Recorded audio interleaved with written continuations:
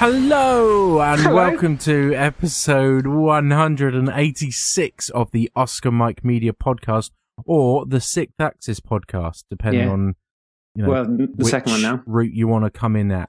I am Lewis Gaston. I am your host when Chris isn't around, and that means he isn't around. But I am joined by co-host Kev. Say hello, Kev. Hey, yo, what's up, everyone? And we are joined today by a new writer at TSA, and he comes to us from One Hit Pixel, and it is Dave Irwin. Say hello, Dave. Hello, thank you for having me. You're welcome. Well, no, Yeah. actually, we'll say that we'll wait until the end, and then We'll give you a review. we'll reserve judgment. Oh, I see. It's like that, is it? It is. That's how we Well, work. we don't know if we'll have you back yet, do we? So, We'll go straight into it, will we? Because there's no one to talk about eating sausage rolls or Monster. any Twitter hellos or anything like that? I don't know because I haven't got Twitter. The thing is, when Chris isn't here, it's very tricky to do all of the clever things that he does, like load Twitter up before podcasting. No. So I'm going to do that now. Let me just see if I've got access to Twitter. I don't think anyone's even tweeted about the podcast today. No, they haven't. So Apparently, I haven't got the poll yet. We've got so many Twitter hellos that we're just not going to read them out God, because inundated this week, won't we? it's just going to take us long. So we'll just say that loads Hello of to our everyone listeners listening. have all said hello. So hello, listeners. Hello to both of you. Yes, hello everybody. We'll go straight into the news. News. Haven't set up a soundboard yet with the new You computer. shouldn't have said. People wouldn't have been able to tell. Well, just as a continuation on from last week, because I did announce it then also. But, to be fair, I've had a week to get my act together and still haven't. So, sorry, everyone. That's just laziness. That's what it is. What do we expect? So sorry. I've let you all down. So, in sad news this week, Nintendo President Satoru Iwata has passed away at the young age of 55. I believe it was a battle with cancer. I don't know. Yeah, it was. It was a bile duct that he actually had operated on in E3 2014, sort of around that sort of time, which meant they had to actually miss the show. So a lot of heartfelt, sadness really has actually gone out in response to all this. I mean, you've got Nintendo's offices flying a flag at half-mast on the day of the news. You've got president of Sony, Shuei Yoshida, saying basically that we pray for him and hope he rests in peace. Even Phil Spencer from Microsoft has said, "Sad day from Iwata-san's family, friends, and gamers everywhere. His passion, creativity, and leadership elevated our industry." So there's a lot of love for this guy. And I have to say, before actually reading all of this feedback from everyone with regards to the actual news, I wasn't entirely sure of what he did, but actually he's done quite a lot for Nintendo. He was there as president. I think he was there when the DS was first launched or first conceived, and also the rise of the Wii as well. So beforehand, the actual company was going through tough times with the poor response to the GameCube in comparison to the PlayStation 2. So he's a guy who turned the industry around through inclusion of multiple demographics with regards to new audiences, and as a result, there's a lot of love for this man, and it's a bit of a sad time for them. Yeah. I hope it's okay that I just literally yesterday sold my Nintendo DS on eBay, but I hope that's not disrespectful to do. You heartless man. Have you no shame? Well, I just figured, in a world without Iwata, then what's the point in my DS? So I sold it on to... Also, I hadn't played it for 2 years. So...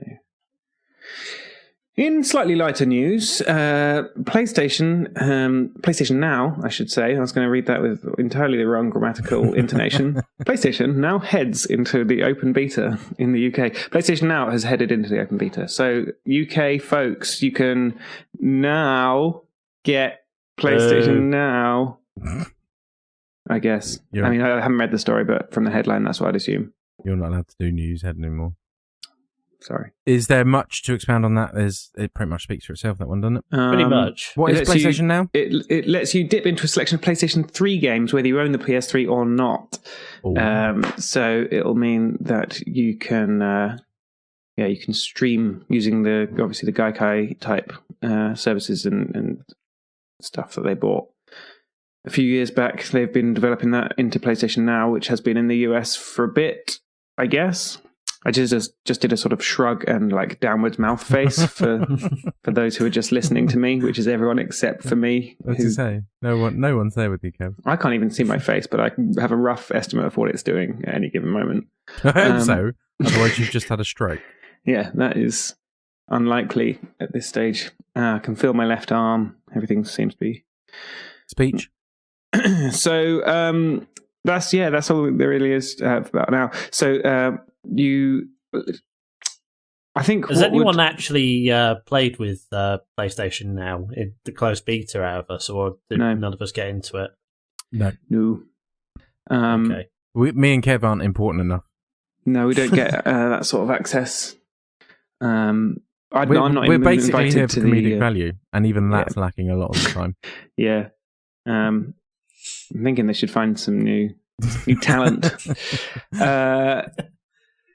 So purchases of a specific 4K Bravia TV before the end of August will be able to claim a free DualShock 4 and 30 rental days for 6 games, which include Uncharted, Drake's Fortune, The Last of Us, MotorStorm Apocalypse, Everybody's Golf, Ratchet & Clank Nexus, and Lemmings. So if you haven't just bought a specific model of 4K Bravia TV, you can pay to rent a given title for between 48 hours to 30 days, with prices ranging from £3 to £8, which seems quite pricey. But it's a huge markup, especially when you compare it to Microsoft's strategy with the Xbox One and backwards compatibility. How all you need is the disc and or the rights on the Xbox Live Store. Once you factor in that, this doesn't seem like a great deal to me. Yeah, maybe. I mean, maybe we'll see some kind of drop at some point later on. It would have to drop. Otherwise, they're basically pricing themselves out. Because the problem with cloud streaming, and I'm not sure if any of you had, OnLive? Yeah, I think we all got like free OnLive boxes from Eurogamer 1 year and then played it like once. That was just terrible, that box. I mean, the main problem with it was the artifacting. Because of the fact that you're streaming in an image, the image is more prone to distorting and just looking terrible in terms of quality. So, I mean, I don't know how much cloud gaming has come since, 2011, I think it was when we got that. But if it's not improved that much since then basically, this is an inferior product. So a couple of comments on TSA. We've got Jag saying that he was lucky enough to try the closed beta when it allowed you to try the games for free. And they were really impressed with how playable most of the games were. Some genres are better suited to streaming, but overall the service is impressive. Benny Bop said the technology is fantastic as long as you have a good internet connection. And the only thing that would stop me using it would be the current pricing models. So people seem to think that the technology is good and the pricing is bad. And I mean, it doesn't make any sense. Like if I bought a game, on the store or I don't know, I think the digital ones are easier to kind of verify. Well, that's how Microsoft are verifying whether or not you've got the digital one. They basically look at the licenses that you've bought on the Xbox Store. So, like, for example, I've got Viva Pinata Trouble in Paradise, which I got as part of, I think it was Games with Gold or something like that. And it just appeared on my download queue when I turned on my Xbox one day. And I've been able to download it, play it, and it's run fine. No crashes or anything like that. So, so I might have to give this one to Microsoft. They're doing. They seem to be doing the right thing there, pricing wise. Well, I mean, we'll see. Like PlayStation might just go, "Oh yeah, look, we've got no users," and Microsoft have lots.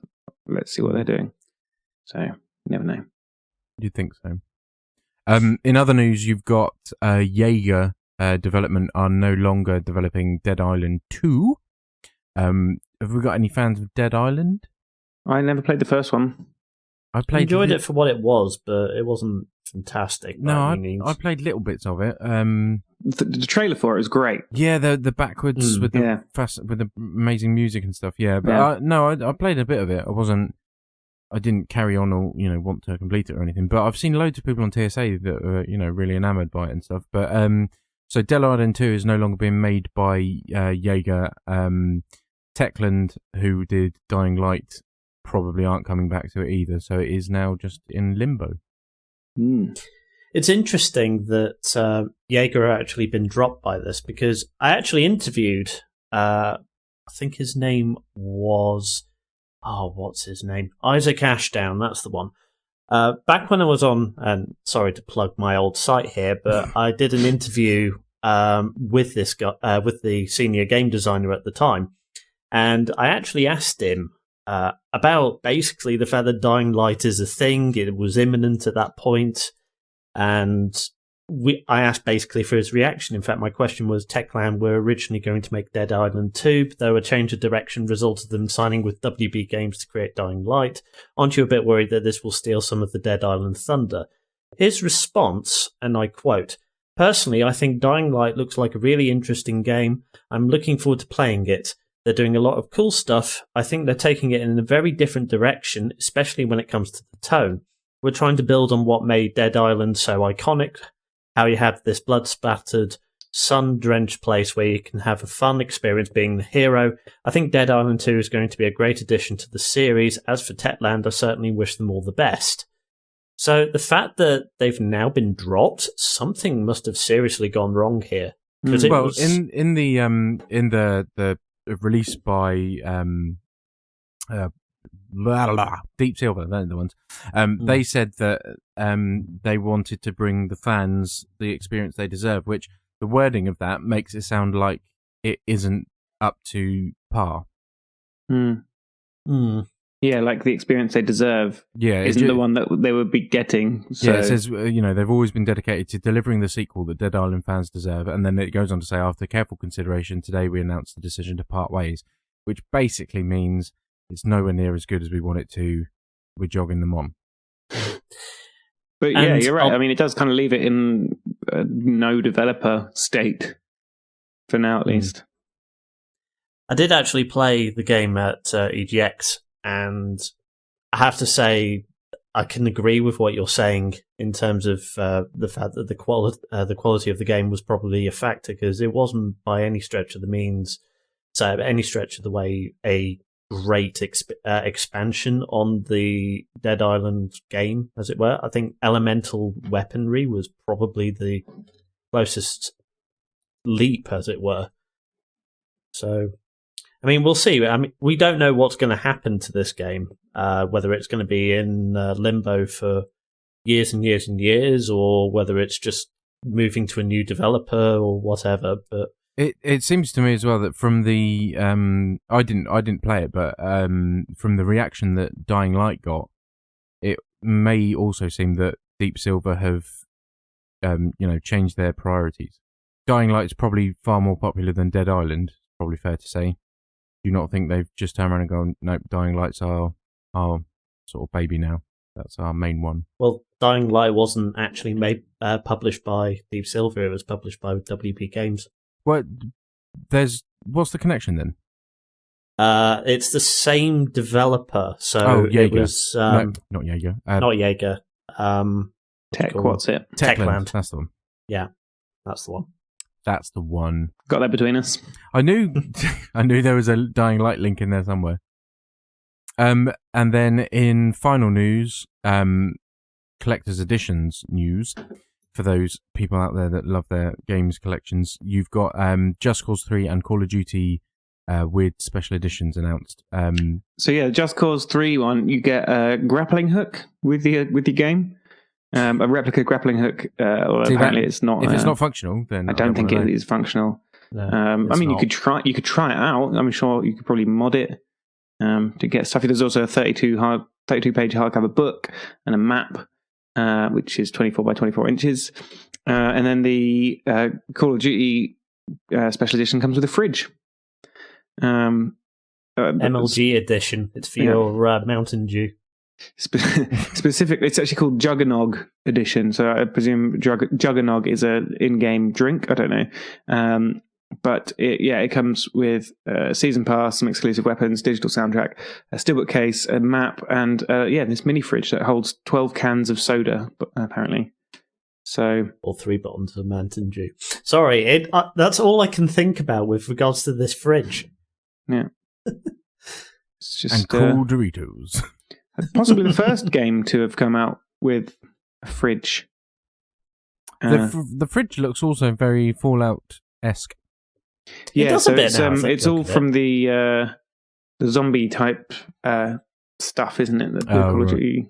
It's Black Ops 3 is the special edition, but I don't know. It's got I don't know enough about Call of Duty to really pass comment, but it looks like a little bit, like you say, Fallout-esque. So that's the main news.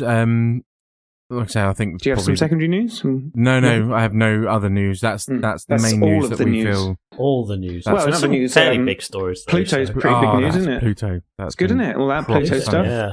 Just a bit too early though, because we're doing space topic in September. Oh, that is a shame. And I'm proper geeking out, ready to inspire the fuck out of them. Well, and what a surprise! Like Pluto, who knew? Everyone just expected it to be like a dead ball of rock, but it's not. Snows and everything.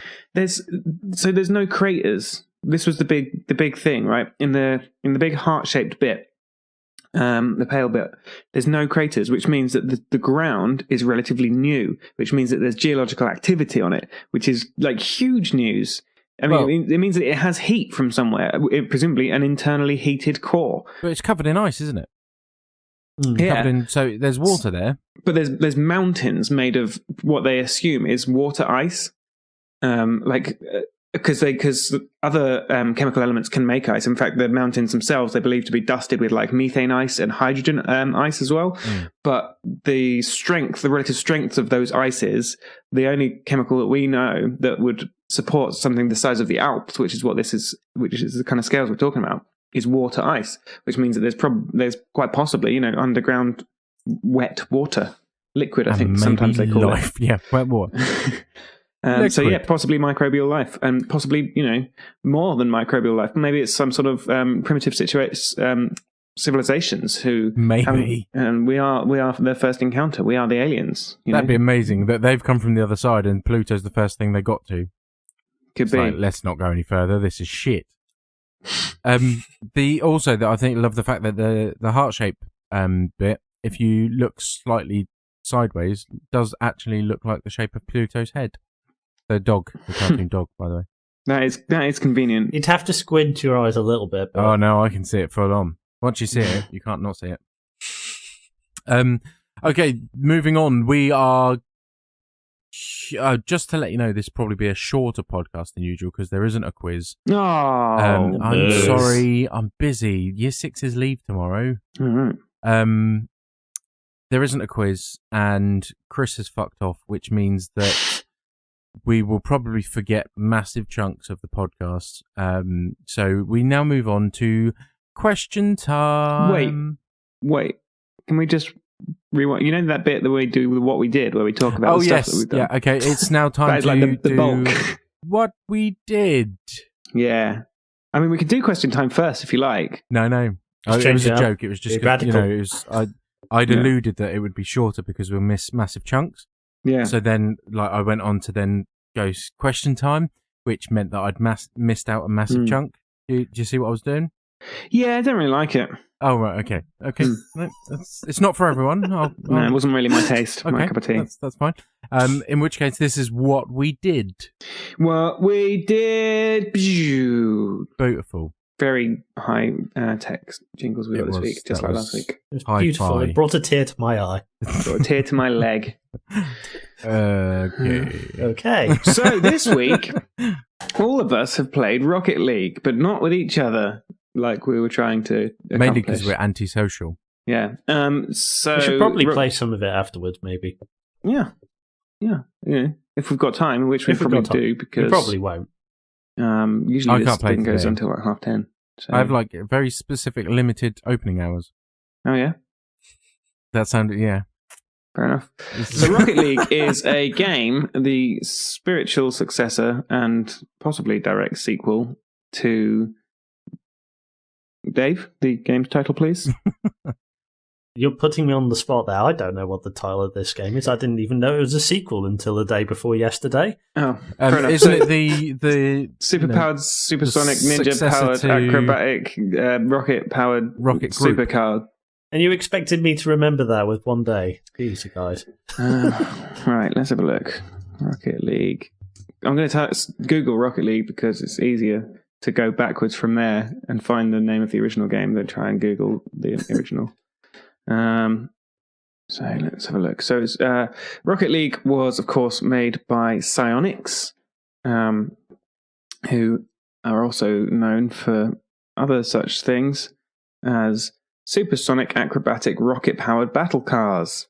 It flows like butter. Yeah. So you can see they've really learnt their previous lesson in terms of marketing by having a name that people can remember and search for on Google. But it's basically the same game, I think. Like it's football. It's a game of soccer football, English football, if you will. Except instead of human players, you use what appear to be remote-controlled cars. And the ball is as big as the cars, if not somewhat bigger. I was going to say it's like 3 times the size of the cars. Well, I've not measured. But Well, I have. somewhat bigger will do it for me, thanks. Yeah, 3 times the size they are. 3 times the size that ball is. There you go. So, the Come on, people expect a certain high-class quality information in this podcast, Kev. I don't think they do. They do. Oh. So My if mistake. you're going to say something's considerably bigger, give Somewhat them the bigger. specifics. Said somewhat bigger, but so it's football, right? And you can play in teams of 1 or 2 or 3 Or 4. or 4. But I've never heard of anyone having that many friends. At least I certainly don't. And you control these little cars, and you're either on the orange team or the blue team, and you've got to score goals by putting the ball into the net. Much like the game of football, English football, of course. Yes. And it has significant visual improvements, I think, over the previous game. I don't know if you guys have played Supersonic Acrobatic Rocket-Powered Battle Cars. Did I get I it? think I alluded to earlier that I haven't. I've not played Supersonic Acrobatic Rocket-Powered Battle Cars. Colloquially known as Sub... Oh, I've played Sarpaka. Sub... I didn't realise that was what you're talking about. I've played that. Yeah? Yeah. Cool. So it's the same game. Like I genuinely don't know what they've done differently. I guess they've tweaked stuff, made the graphics a lot nicer. According to Blair, he actually mentioned that the tracks weren't as interesting looking, or I think it was Blair. It might have The been arenas. Yeah, the actual arenas used to have like jumps and all sorts of weird things, but they're now just flat. They've gone more focused on the football side. I think they're trying to get into the whole MLG gaming scene. Basically. I think they want to be an e-sport. Or an e-sport. That's the one. I've got MLG on the brain. It's that bloody fridge. I've only played I don't know, a few matches. Yeah. And I played it because obviously everyone was absolutely raving about it, saying it was the best thing ever. TSA's review by Jim was 9 out of 10. So there's quite a lot of hype and weight put on it. So I played it and I did enjoy it, but again, I haven't played with other people yet. I think that's where it's going to be. Yeah, I think that probably strength. changed the game completely. But I played against computer, and I think within 2 matches I had already earned like 4 silver trophies and things like that. It's quite generous with the trophies at the start, isn't it? And, but also, I quickly discovered that, especially against a computer, that if I just follow, wait for the 3, 2, 1 countdown, then boost, and then speed up at a certain point on the pitch, I will hit the ball first, and if I angle my car correctly, I will score. Right. Have you Every actually time played from a any? kickoff. Sorry. So I ended up. That's right. So I ended up with like 14-1, and it got to the point where I was like, Yeah, it sounds like you need to play a I should human really player. find some friends. You probably need to play it on a higher difficulty as well, because I noticed that when it was the novice mode, but as soon as I cranked it up to pro, then they start boosting as well. So it's a bit more of a challenge. Is that And when I will All-Stars start just feeling ridiculous. like a failure? So should I just stick to novice? And It depends. If you like the feeling of winning 14-1, I do get a sense of achievement, and even though I know it's a shallow one, whereas compared to getting losing very every game, stressed and irate at my computer because they beat me. There is a huge conspiracy about that computer in that game. It sort of tries to drive the ball into your own goal more than it tries to drive it into the opposition's goal. Oh, as in your AI teammates? Yeah, the AI partners. They're useless. It doesn't matter what difficulty you play it on, they're all useless. I've played one-on-one. That wasn't as interesting. So the way that I've been playing is I've only had one session with it, but I played it with Kate, and so we were playing competitively against each other, which was fun. And Kate beat me most times, but we also then played with us two on a team versus two computer bots, and that was quite a different experience and a lot harder in a way. Like our games against each other one-on-one were quite high scoring, so it was like 4-3. And then it was us two against the computer, and it was like 1-0 to us at the end of the game. So, yeah, it's interesting, and there's like a lot of different dynamics. I think it would be really fun to play if you can find like 4 people to play with and have two aside, or like 6 people or 8 people or whatever. I think it would be really fun to play. Yeah, but it's probably quite a difficult organizational task. Maybe we should either, if we can't get together and do it, we should either organise our own little get-togethers and then come back in a week or two, and discuss. Because, like I say, it's difficult. It's for a game that has clearly been made for a multiplayer experience.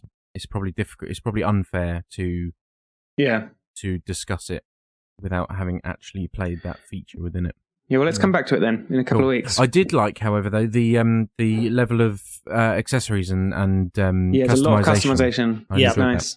You basically, for every victory and even some defeats, you win a new thing. Yeah. Yes. And as with any racing game ever, my cars are always orange with a bit of black. Proper, that's my colour and that's my design. So I had proper little monster truck going on. All orange, all shiny, all the time. Nice. That's my bag, baby. So you're never on the blue team then? What? Never go on the blue team? No. No. Even my avatar's orange. The skull. The orange skull thing. So we'll come back and revisit Rocket League either next week or the week after, and we'll see if we can fit in some multiplayer action in between to see if it improves our feelings towards it. Because at the moment, I think it's fair to say that we like it, but it's a bit meh. Yeah. Dave, would you agree? Yep. I quite like the controls on it. I think control-wise it is precise, and it has the potential to be a lot of fun in multiplayer, but... Does anyone know if it can be 4-player local multiplayer? Because it can do 2-player local. I think so. It might do. It would probably make it the only game in like the past 2 generations' history that can do that. Yeah. Everyone else seems to have forgotten that as an option. Yeah, well, we're talking. You weren't there for the one. It might have been last week or the week before. Developer. We were talking to the developer. Yeah. The game that he's making is going to be a local 4-player thing. Ooh. Pretty cool. So, Kev, you have talked about this in the past, I believe, but I have finally got around to see it, and I believe Dave has seen it as well. So I thought we'd revisit it because it means that we could all have a bit more of a chat about it, and that is Mad Max, which is still doing the rounds out there in cinemas. So if you haven't seen it, go and see it. I think when you talked about it a couple of weeks ago, you were very positive about it. Yes. I have since seen it, and my feelings are also very positive. That's good. It's not often that we agree on things that we've both done. No. Mainly because you're a cunt. Dave. Yes. Seems a little harsh. Are your feelings positive? Absolutely, it's probably the best action film in the past five years or so. And it's not just the fact that the action is just intense; it's more the subtleties within it as well. So, I'm not sure how much into spoiler territory we're going to go here. So, it's been out for a while. How about this, right? We'll say to the listener, this will be a spoiler-filled discussion of Mad Max. So if you don't want to listen to it, skip to 52 minutes. And we will have stopped talking by then. And then I'll fill in the time. Yeah, we get that. And if you're listening, I already did, so you won't be hearing this if you didn't want to hear about Mad Max. It's a good behind-the-scenes look, though. At how A little it works. peek behind the curtain there. Yeah. You're welcome. Dave, would you like to continue? So the thing I really liked about Mad Max was the underlying pro-feminism storyline that was going on within it. So the fact that Mad Max was more of a bit player in the entire film. He's someone who drives the action forward, but not necessarily the person who's vital to the plot. I thought that was a really interesting dynamic to have, and whilst I'm aware that's how the Mad Max films have been, I think the past couple were a bit like that. This one in particular was so much like that, where you have Charlize Theron's character liberating a bunch of, I think they're brides of the local warlord. Breeders, that's the one. The breeders for the local warlord.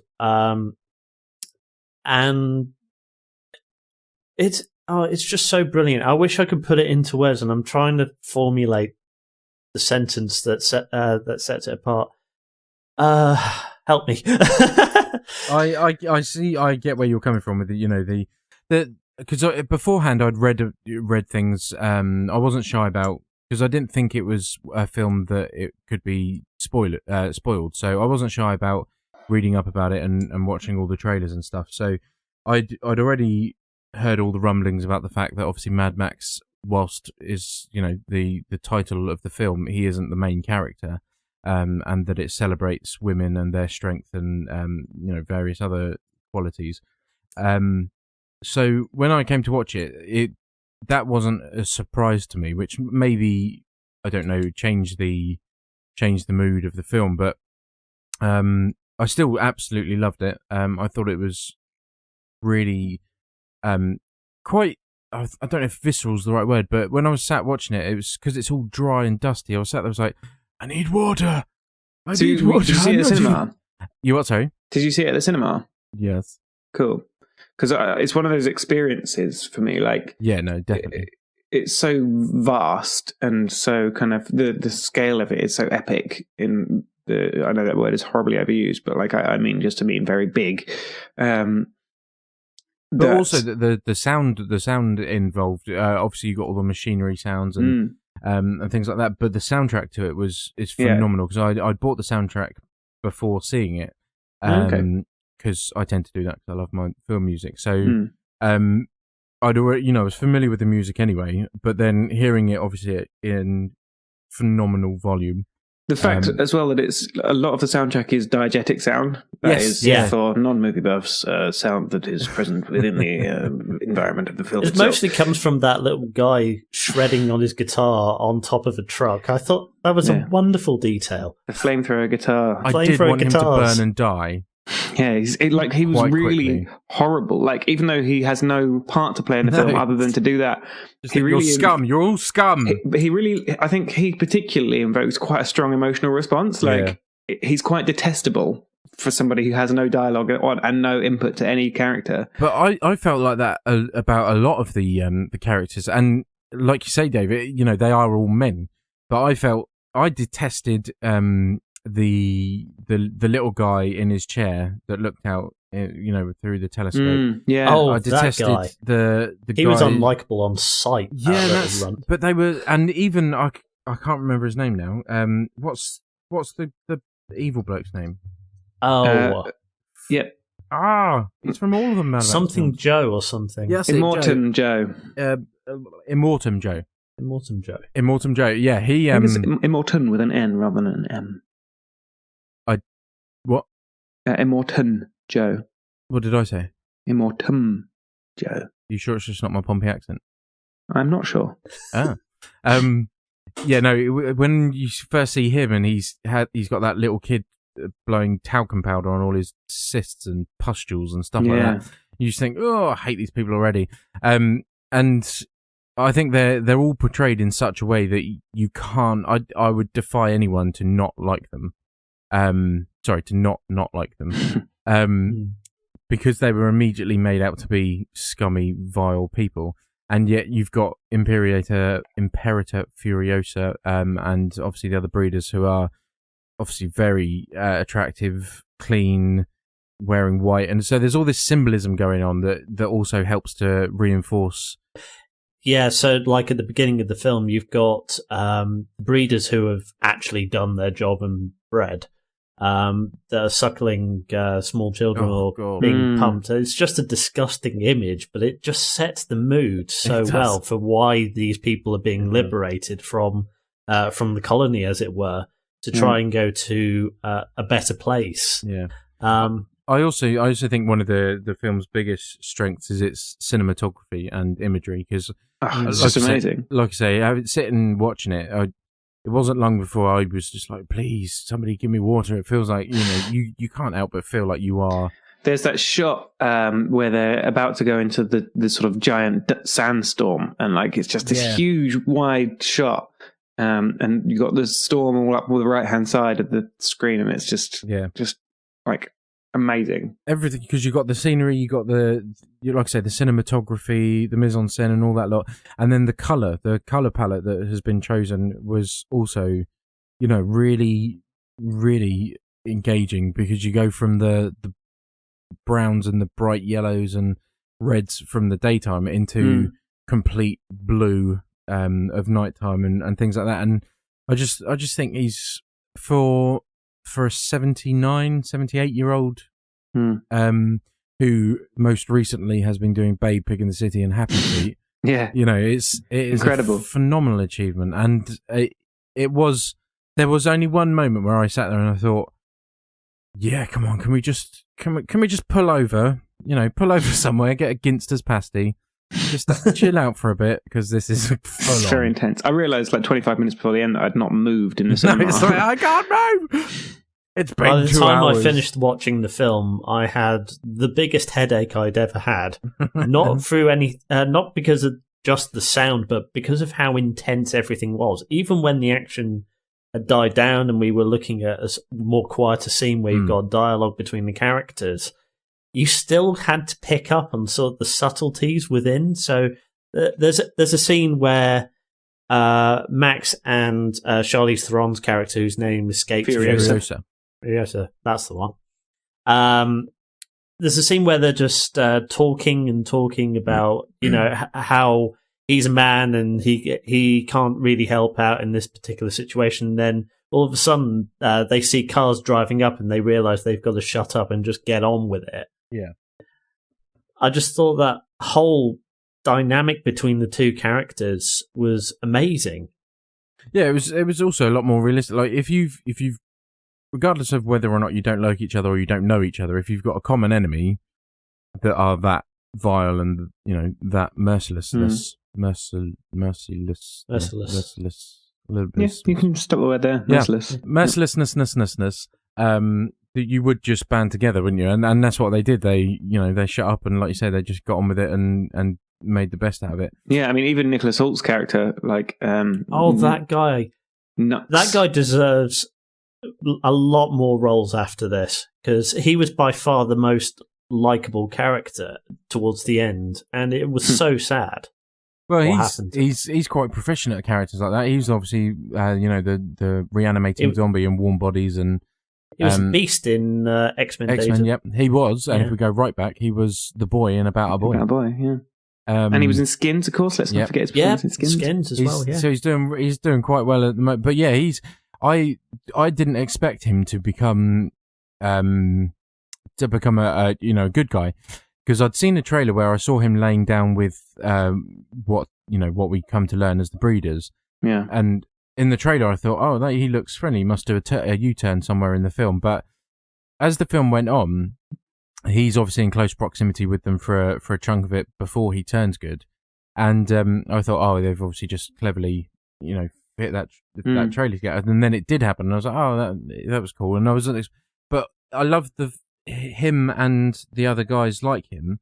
I love the sort of messages behind martyrdom and stuff like that. And they're so it's so dogmatic, isn't it? They're brainwashed to believe. They're so indoctrinated within the whole teachings of Joe, who's rest of his name I can't be asked to say, but Joe's teachings have brainwashed them to the point where it's like what's it called? Not Stockholm syndrome, but something like that. Human conditioning. It's just yeah, like you can see the parallels in like other films as well. I mean, or other TV shows or anything like that. So the fact that you've got a whole cult, as it were, dedicated around one guy's survival, is just. I think so much is well thought out in this movie. I think as well because between Furiosa, I can't remember Hulk's character now. Did he have a name? On IMDb here, he's credited as Nux, but I don't know if I heard that said the entire. I think it was mentioned a couple of times, but he's never really.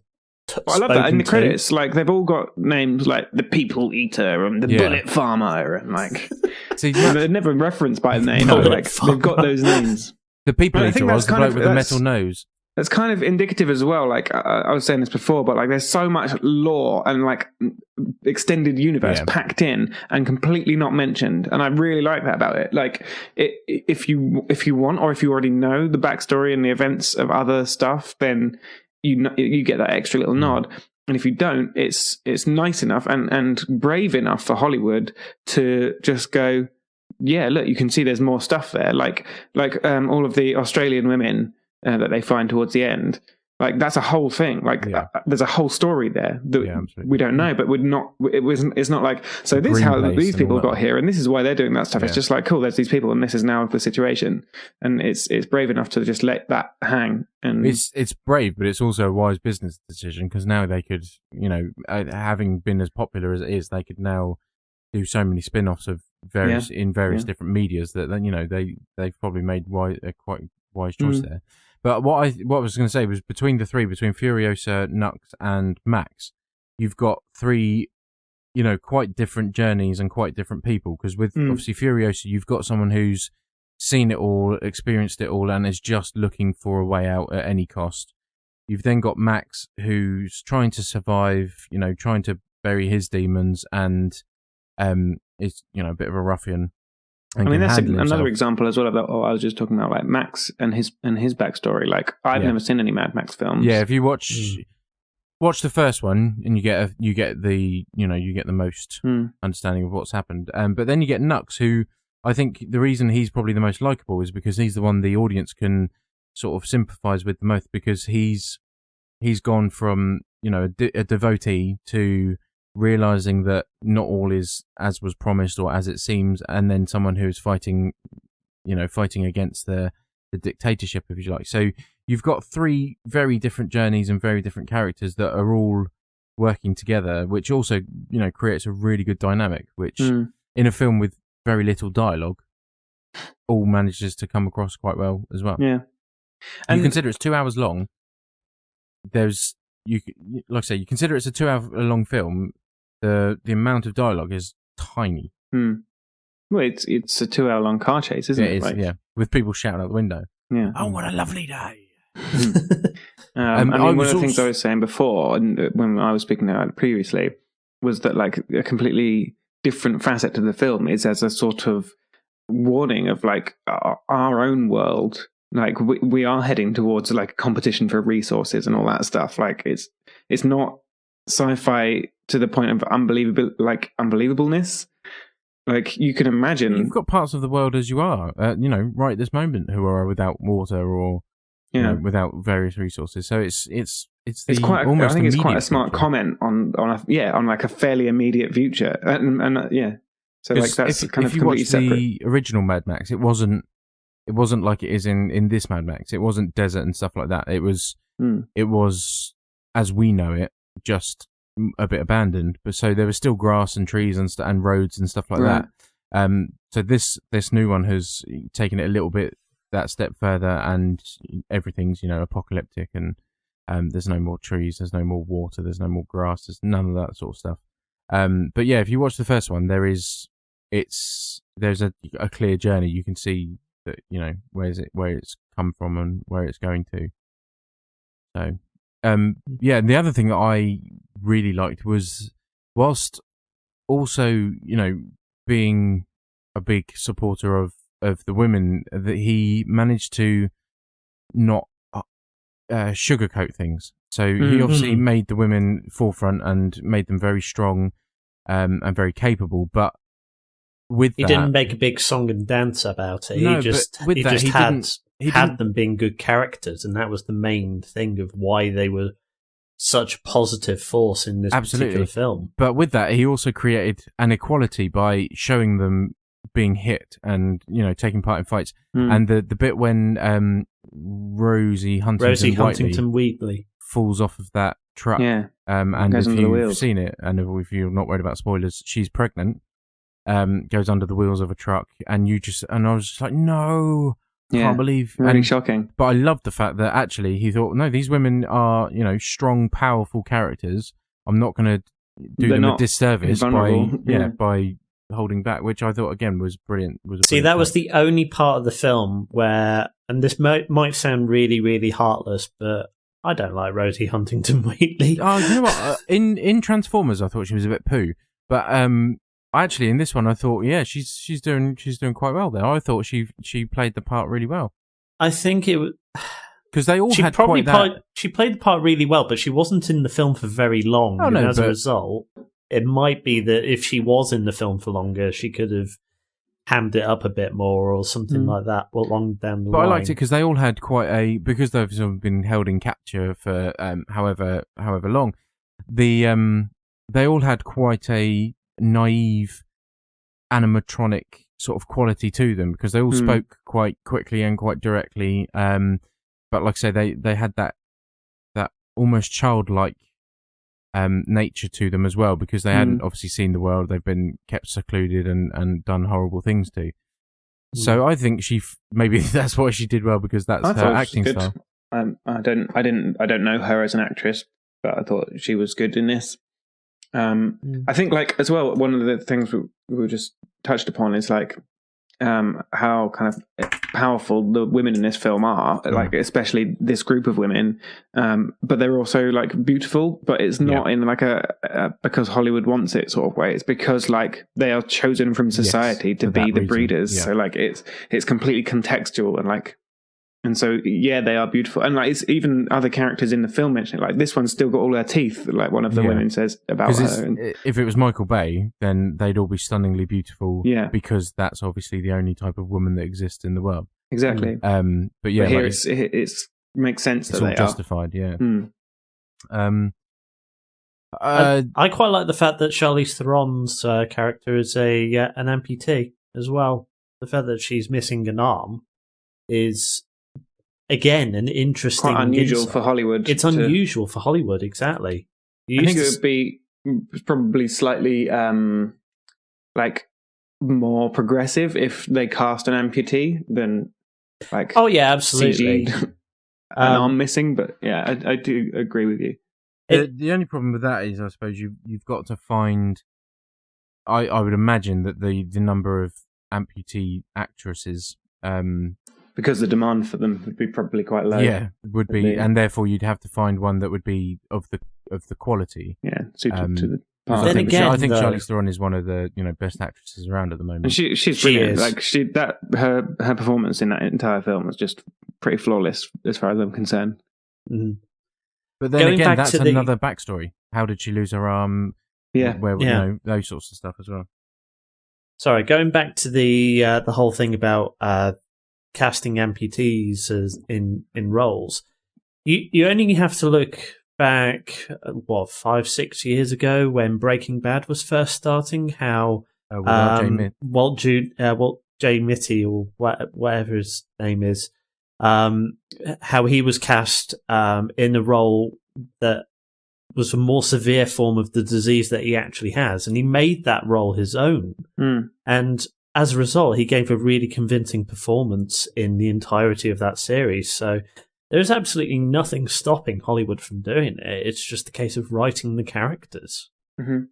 No, and I think breaking the example you gave there is perhaps a little bit different because it wasn't a blockbuster series whilst it was out. It was a slow burning. Oh, it was a thing. slow burner, absolutely. So they hired someone perhaps to budget and things like that. Whereas I think if you're a film studio, which is having looked at film studies and stuff through uni and things, most people know anyway without having to do the uni stuff, but they will go for the bankable star. Yeah, because it's all about marketing. Yeah, if they've already made a risk on George Miller making a new Mad Max that is so intense and so dramatic, they then would be like, well, fair play, we'll back you on this, but you need to have so and so, or you need to have a list high profile name in the sort of main role and things. So I think it might have been a bit more difficult for them to have been able to cast an unknown actual amputee in that role for that reason. Okay, I get your point. Spoilers end here. Okay, have you guys, either of you guys, played Fallout Shelter? Yes. Nope. You don't like Fallout, do you, Kev?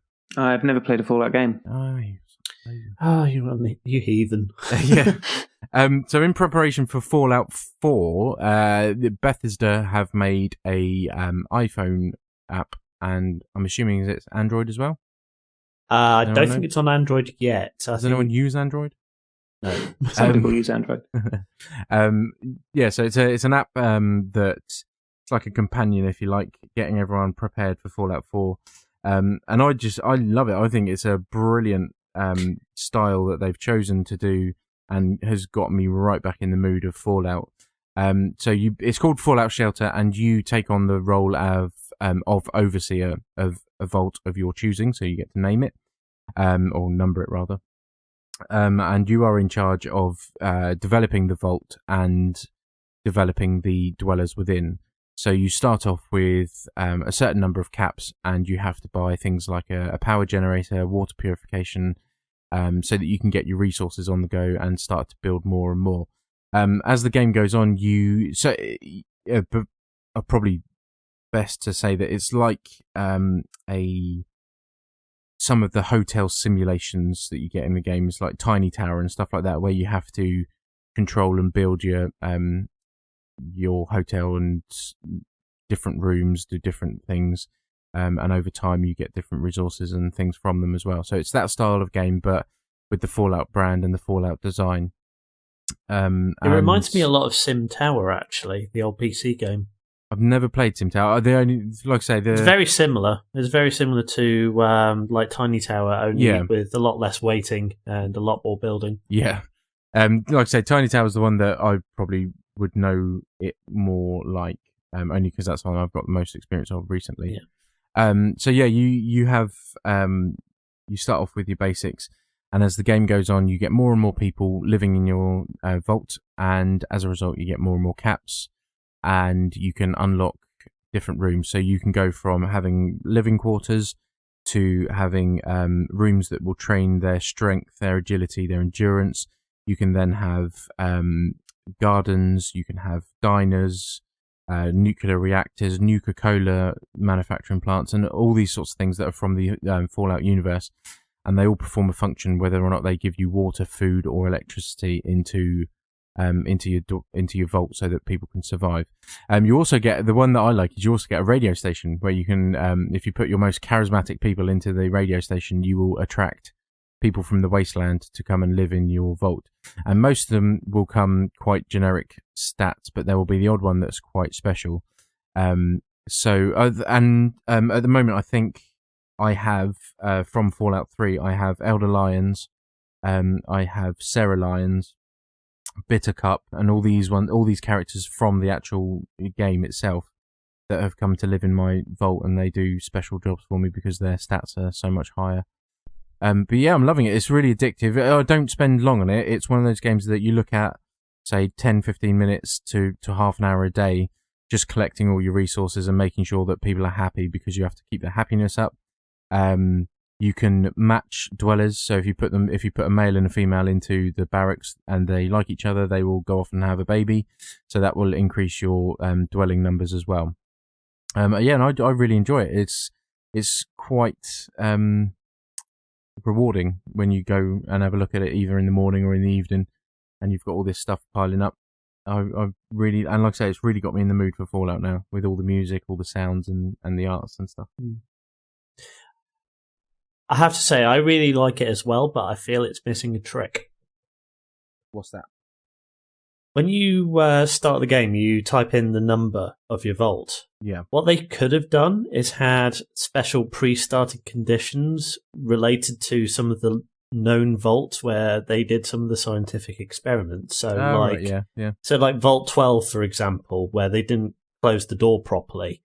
So everyone becomes a ghoul and it becomes the necropolis. Yeah. I think that would have stuff like that would have been far more interesting to experiment with, because it is a bit of a cow clicker in that you essentially do your stuff for the day and then you go off, do something else, and then when you come back after several hours, your population has done whatever they've done in the meantime. Yeah, and that's fine.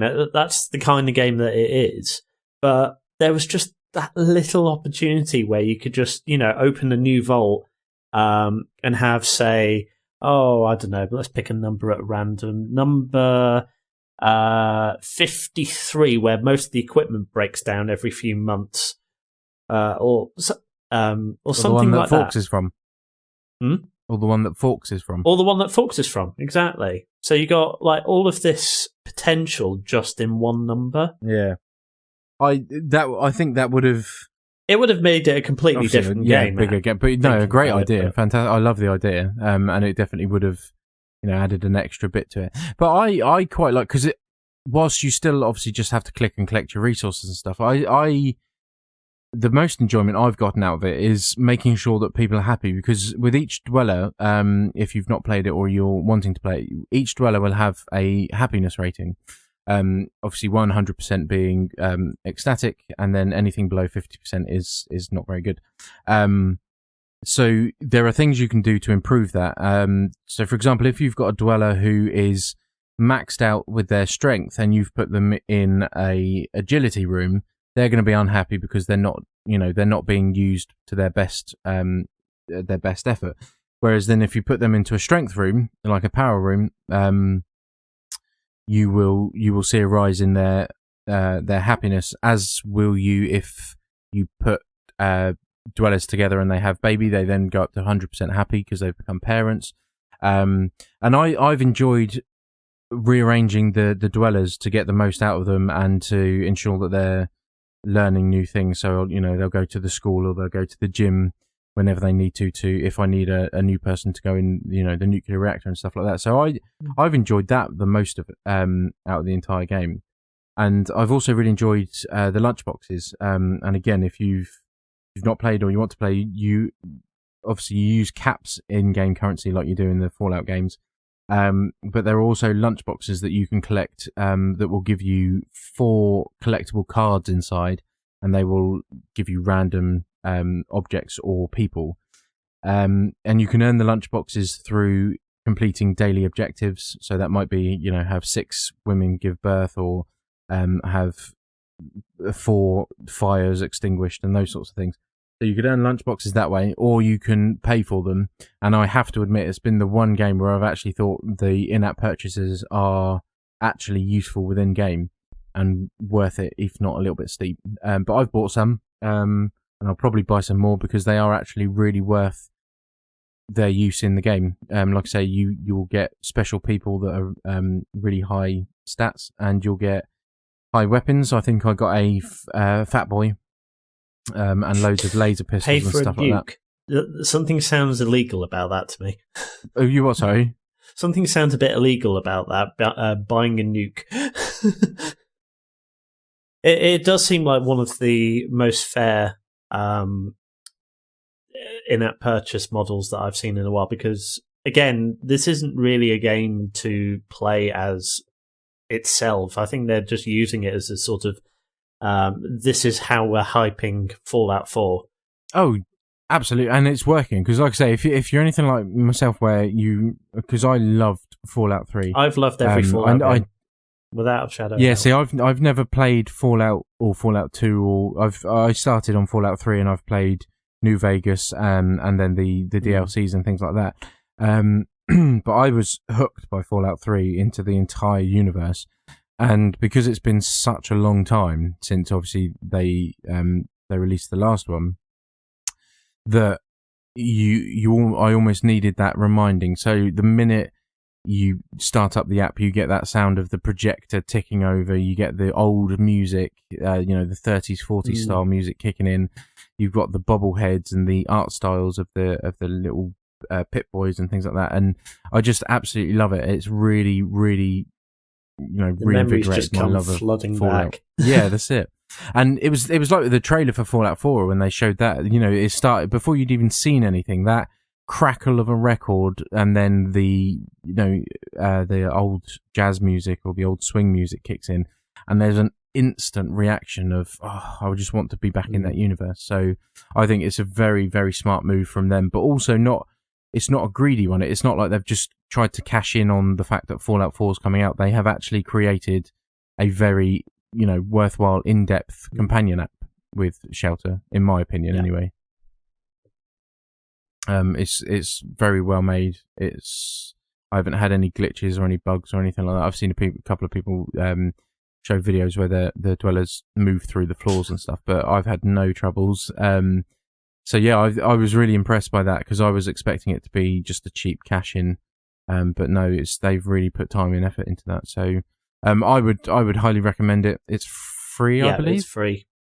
Yeah. Otherwise, why free, would it have in-app purchases? Yes, yeah. Some people do it, and some people do it, and that really fucks me off. But yeah, it's free on iOS. Really well worth it if you like Fallout. But I'd also say if you like building games or maintenance games, go for it as well. And that also make it. If you like Fallout, Tiny Tower, it's basically no more of the same, but in a much better universe. Yeah. And going in a different direction. You're going down instead of up. So yeah, I would do that. Get it, Kev? No. No, I don't think You've it will. You've been patient with us, haven't you? We've just been boring you to death with our gushing over Fallout. I can't believe you don't like Fallout. It's not that I don't like it. I don't know it, but I don't care to know it. Had you been around and had you liked it, you could have been in A Bridge Too Far Fallout. Yeah. Did you ever listen to that? What? Send it to me. That's got everyone. That was half an hour. It's a half hour A Bridge Too Far version online of somewhere? Fallout 3. I don't think the audio is, but it's got Pete, Michael, Davs, Chris, me, and a couple of other people in it as well, because it's I narrate it and do the A Bridge Too Far story, and then you got Pete, who's the main character, and then you got all the other people that play the other characters. Sounds excellent. Really funny.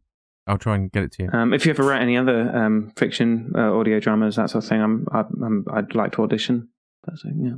Yeah. Cool. I knew you would now. Yeah. You'd be one of my first to come to, Kev. Of course you would.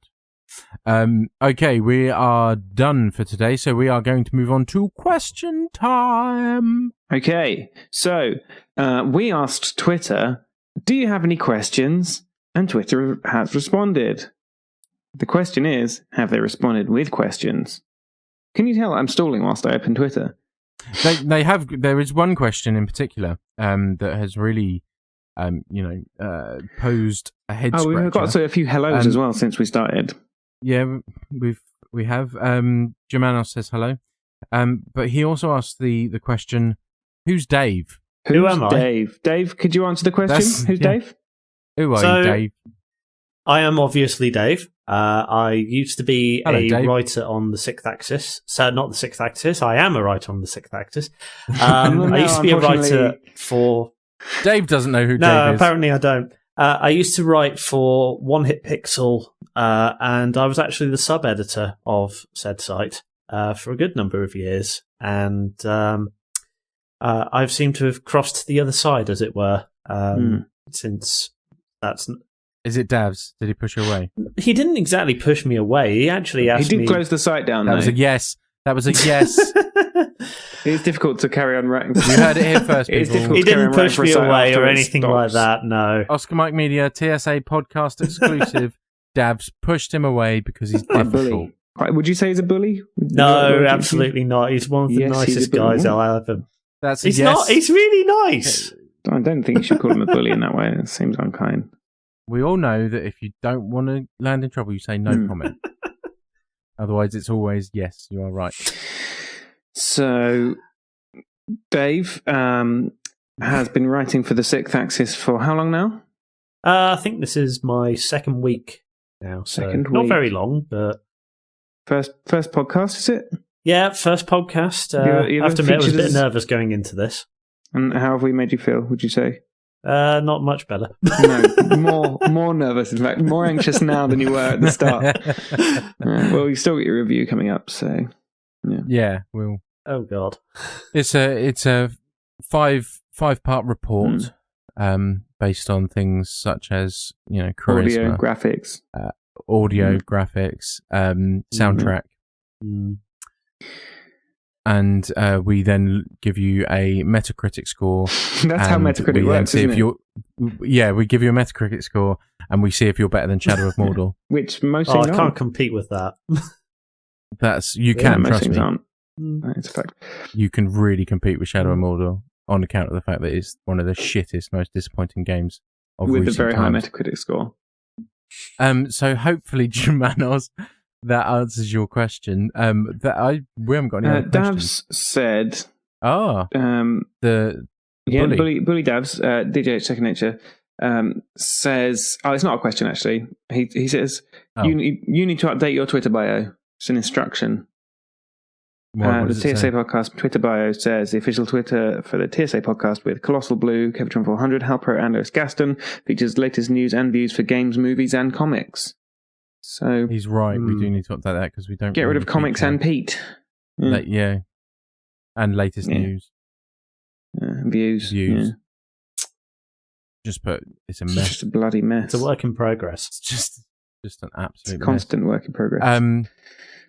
Okay, so that's it. Hang around after the credits to hear Dave's review. But that's it for this week's podcast. If you enjoyed the show, then you can subscribe on iTunes and leave a review because we would be very grateful. We also now post the show on SoundCloud at soundcloud.com. Say that like it's new, but that's not new information. Like, Yeah. it's been on SoundCloud for many years now. Yeah. SoundCloud.com/TheSixthAxis if that's more your thing. We're also now on YouTube as the Sixth Axis podcast. When did that happen? 3 weeks ago. How should You're going up in the world, Of course, I if you think. want, yeah, it's just going to be a still image. It is exactly that. Of course, if you want to get in touch, you can drop us a comment in the podcast post on TheSixthAxis.com where you can check out other content we put out. Email us at podcasts@TheSixthAxis.com. Pop your thoughts down in the TSA's forums or tweet the show at TSA Podcast. You can also see our profile on Grindr. We've got a few pictures on Instagram. We're on Tinder, so swipe right. Is that a good one or the bad one? I don't know. Don't Got use on it. need, if you will. And we are under the park bench on geocaching, and we are also on the Boots app, so you can listen to us whilst you buy your. And if condom. you do use a Nectar card, remember to swipe before you start listening. If you'd like to get hold of one of us personally, then you can get me on Twitter at Lewis Gaston. You can get Kev at Kevatron 400, and you can get Dave at Dave_. Dave __ Irwin? It's Oh, two I was underscores. looking at it, thinking it's too big to be one underscore. Maybe, how do you pronounce double Too underscore? big. Is it like underscore? No idea. Probably just double under. Double under. Dave, double under Irwin. Double under. Yeah. Dave, double under Irwin, and that is the same Irwin as in Steve. God rest Yes. his soul. No relation. I wish. May he rest in peace. Say goodbye, everybody. Yeah, bye. Bye. Ciao. The Sixth Axis podcast.